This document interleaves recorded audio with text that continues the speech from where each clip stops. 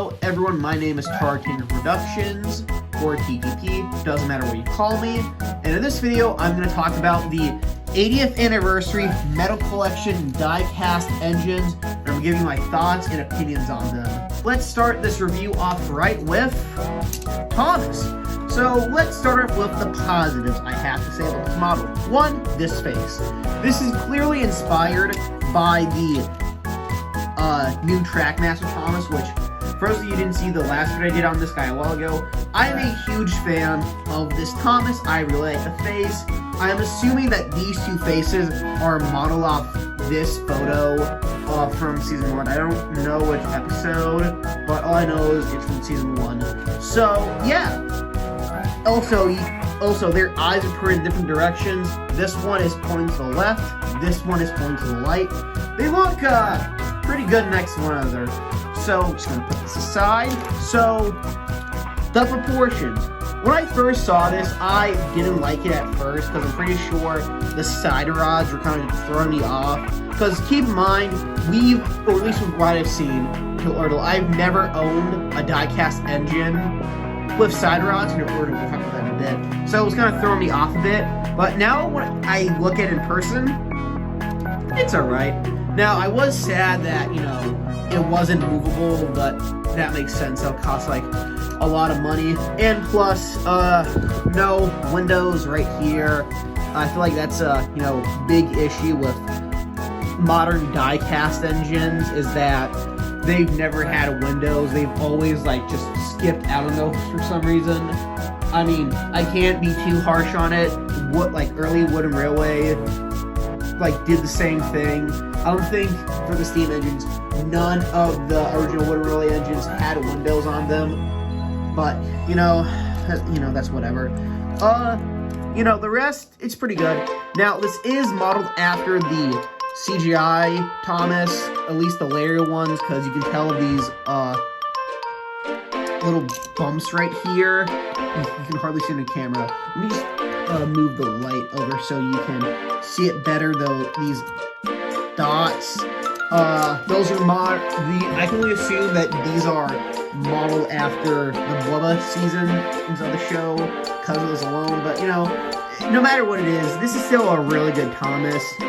And, of course, big problem is no back buffers, but that's, I can fix it with Black Sharpie. It doesn't matter what age group these guys are a part of. All I care about is, I'm just gonna move this over so you guys can see better. All I care about is that they made the fucking characters, and that's all I can really say. I'm happy we got this Thomas. He looks really nice. I'm going to give him, despite its shortcomings, I'm going to give this a 9.8 out of 10. This might be one of the best things that came out of the 80th. Maybe my second favorite thing that came out of the 80th, other than this Thomas. But, whatever. Now we move on to Henry, my second favorite character of all time. Hi, it's Tar Tinker Productions here. I forgot to compare these guys earlier. I'm going to compare the Ertl Thomas to the newer die-cast Thomas. They both look really cool, but one thing I find cool is that the first ever iteration of a die-cast Thomas had side rods, and the newer ones have side rods. So that is really cool.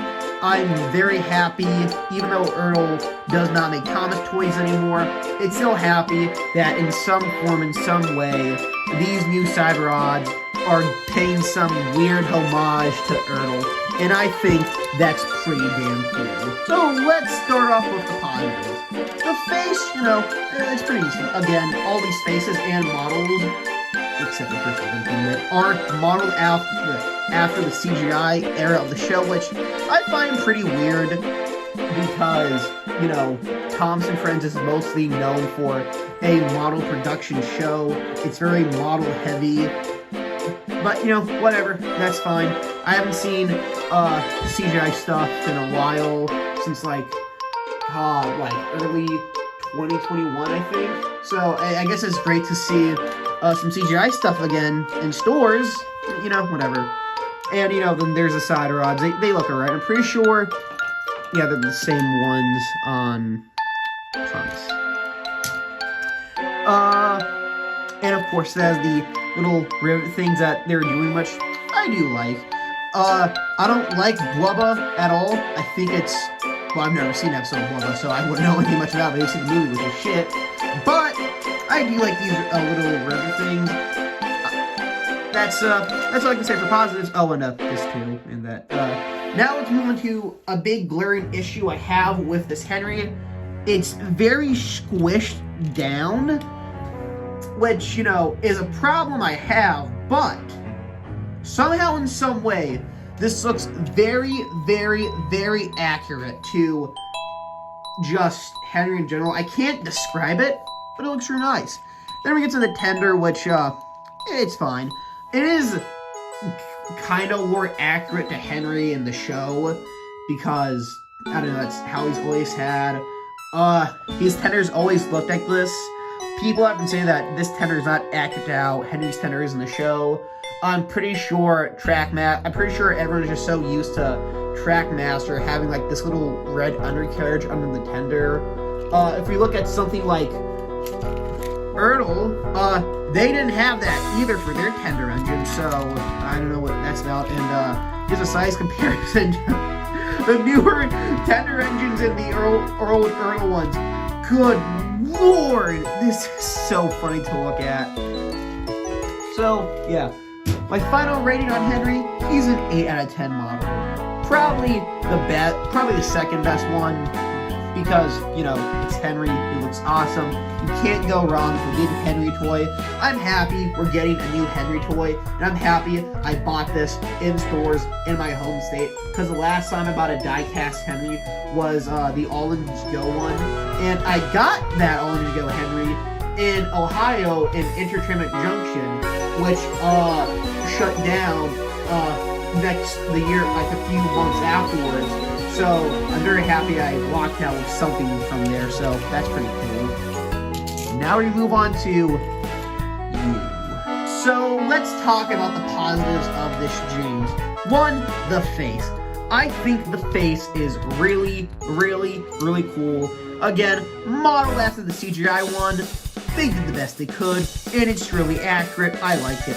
The gold side rods are an interesting detail. I think it's really damn cool, because all the other ones have silver. I don't know why James got it, but Thomas didn't, since I guess it would make some sort of sense for Thomas to have gold side rods, since, you know, for a special 80th anniversary year, we didn't get a gold Thomas at all.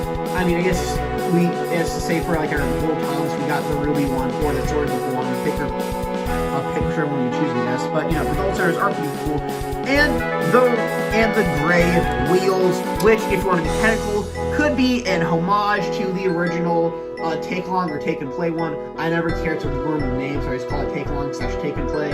But, you know, whatever. That's fine. I like the gray wheels. Okay, now into the negatives. First off, this handrail, like, it slopes downward right about here. Like, you know, it's going fine. It connects, like, you know, his are going normally, like this. Then you got James. His is sloping downwards. Why is that a thing? Also, it's painted on, so no wonder why it's sloping downwards. Henry's is, like, made out of the metal. Like, it was molded onto the toy when they made it. James isn't. It's just sloped downwards, which really bothers the crap out of me. And the tender. Other than the wheels, tell me a difference between these two. Exactly. There is none. They just remolded it. They didn't bother to give him a new tender. They just remolded this one. I don't get it. I don't understand it. But its biggest crime is how long it is. I know I said it's a crime for how long it is, but, you know, whatever. I think him being so long looks kind of cool. But on its own, because when you compare him to Henry, he's small. He's almost slightly smaller than him, which is a fucking crime on humanity.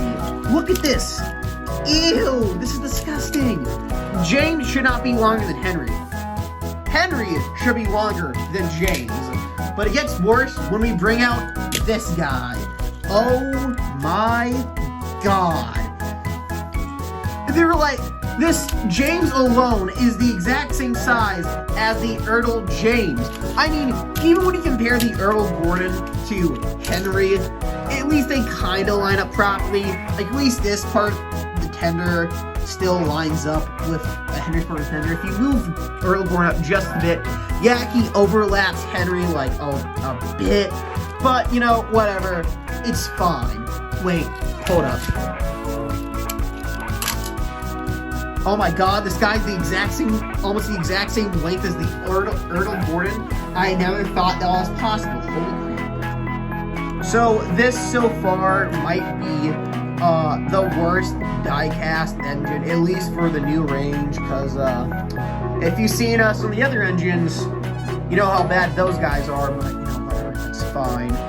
And just, I give this guy like, I'm gonna be generous and give it like a 6 out of 10. You know, it's still James. I'm happy they made James. You can't make a new toy line and not include James, and you know, that's fine with me. And last but not least, we have Percy. Positives. It's very proportionally accurate to how Percy is in the show, or at least in the CGI era. Normally, I would compare an older form of diecast to Percy, but I don't own any Ertls or Take-Longs or Take-In-Place. I do have the orange Go Push-Long version of Percy, but I didn't bust any of them out other than James for comparison. So I guess the closest thing I can kind of do is Duck, since they've met before. Yeah. You know, he's about the exact same size as Duck, which, you know, well, almost if you ignore, because he's overshadowing Duck's cabin over a bit, but, you know, that's fine. Then we get to the face. You know how I said earlier, these new toys are either modeled after a face from the model series or from the CGI series like James and Henry? Gang, what is that face? That is not Percio. That's Baby Train 55, whatever the fuck. Why is this a Percy face? Okay, whatever. And then we get to the number 6, which, it has like this weird font to it. I don't know what it is. The 6 is kind of weird. Yeah, whatever. I give this Percy like also an 8 out of 10, but he's definitely better than James, but he's not better than Thomas and Henry. So yeah. Right, to start the running session off, right, we're gonna have Thomas being pulled by Thomas.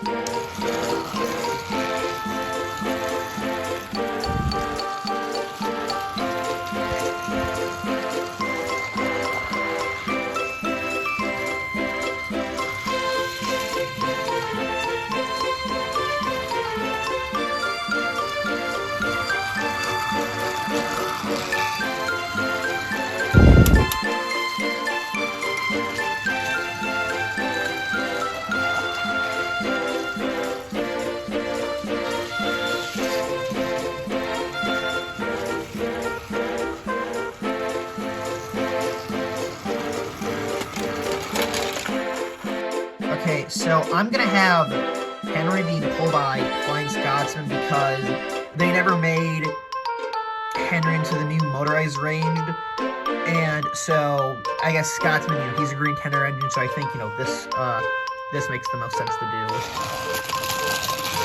Also, I removed his tender so it doesn't fold in when he's going down the hill.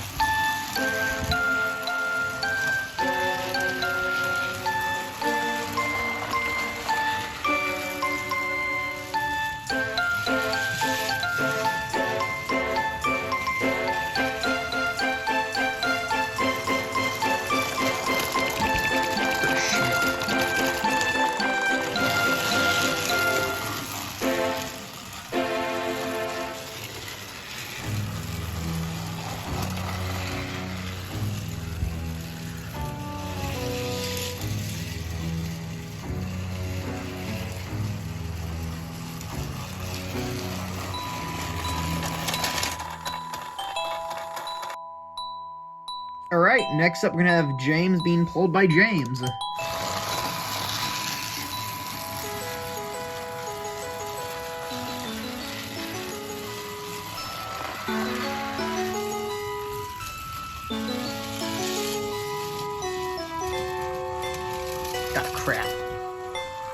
Oh, shit.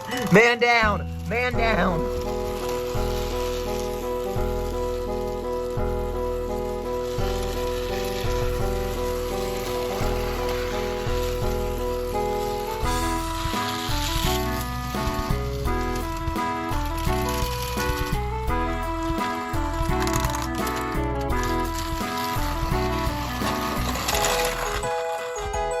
Next up, we're gonna have Percy being pulled by Percy.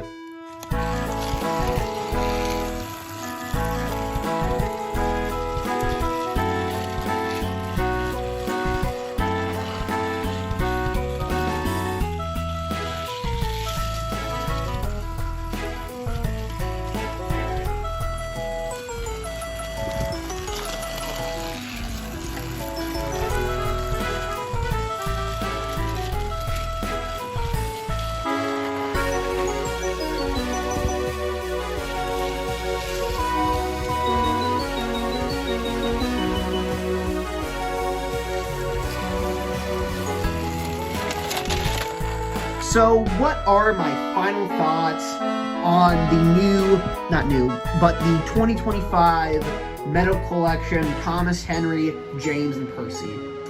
I think they are really great for what we get. We get a more accurate Thomas face, a squish but pretty cool Henry, and a pretty cool Percy, minus the face. So overall, I would rate this range a 8.9 out of 10. There are some room for improvements here, but sadly, we're not gonna get any of these guys later on. These guys won't make it into 2026, sadly. So I'm very happy to find all of them now. For you guys are wondering if I'm gonna buy the Ruby Thomas or look at the Storybook Thomas, I'm considering on getting the Ruby Thomas, but I know the chrome on one of the trucks is going to fade like hell, so that's just a no-go right there. I'm probably not going to buy it. And for the Storybook Thomas, I just fully accept the fact that I'm not getting him. I'm not going to hold him whatsoever because he's only available in one of the small cases. And if I find one, I'm going to have to keep a new one boxed for that reason alone. And plus, the after-sale market on this guy is fucking ridiculous. So, no, I just kind of refuse to get him. Anyways, that's going to be it for this video. Thank you guys for watching, and I'll see you guys next time when we take a look at the All Engines Go Duck.